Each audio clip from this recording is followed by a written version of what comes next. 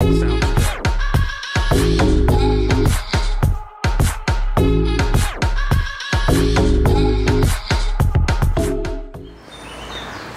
back to the channel, guys. Now this is one thing I've been asked so much to get on with in my YouTube channel, and we're finally on the bank doing it today, is shotting patterns for the newer range of the Preston floats. And what I mean by newer range is all like the shallow floats, the edge floats, the carp shallows, the diamonds.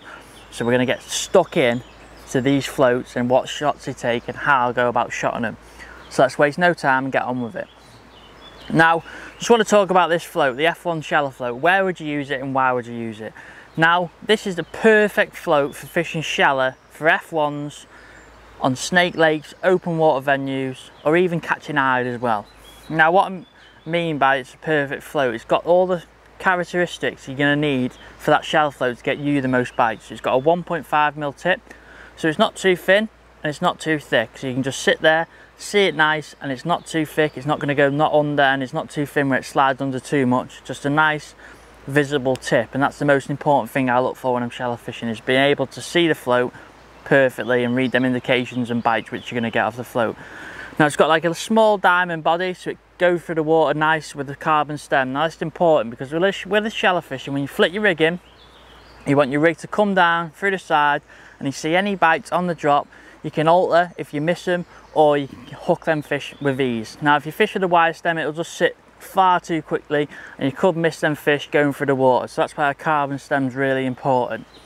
So that's the characteristics of the float. Now one thing I like to do is just have 3 0.5 float silicone on there, just so it's nice and stable, it's not going to move around. One thing you find with shallow fishing, sometimes your float is in your landing net, and last thing you want is to go in your landing net, get snagged in your landing net, you're not realising, go back out and you're fishing 4 inches shallower than you were and you don't get some bites. You want to be nice and secure, nice and stable. Like I said, the eye is not going to pull out because it's a Dura eye, so it's just going to sat there perfectly. So that's the float. Why you'd use it in what situation? I like to use it between 12 inches and say probably 3 or 4 foot. Now the sizes of that depending. Now first of all, the sizes, I'm going to go through each one, what shotting it takes, why I use it, and how I go about it. So what I'll do at the end of the video is I'll just put the shotting on there so you can take a picture or a screenshot. I haven't got my book with me today, I'm on the bank, so I just know I've read my book before I've come, I've wrote it down. So what I'm going to do is put it in a video for you so you guys know how to shot these floats. Now I'm not going to say these are going to shot them perfectly.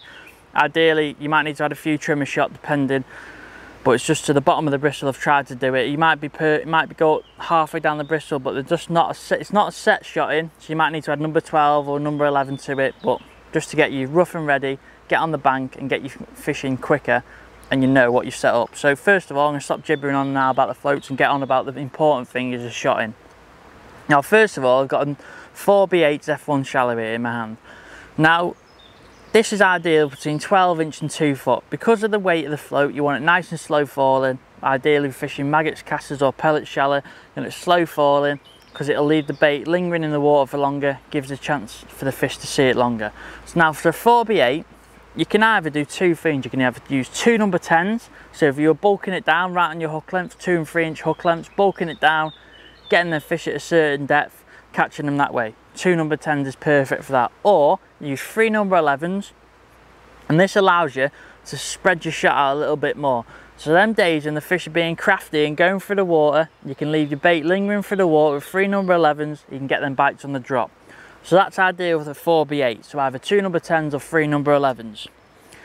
Now moving on to the 4x10, it gets quite simple with this now. I just want to touch on them using stots as well because I like to move up and down the line. Now the 4x10 is going to take 4 number 10s. Now this enables you to have the bulk on the hook length, or you can spread your shot out along the way. Because it takes 4 number 10 stots, you can manipulate what you need to do. You need to spread bulk. Do you need 2 under the float, 2 down the line? Do you need it all down at the bulk of the hook length? So that's perfect for number 10. So 4 number 10s for 4x10.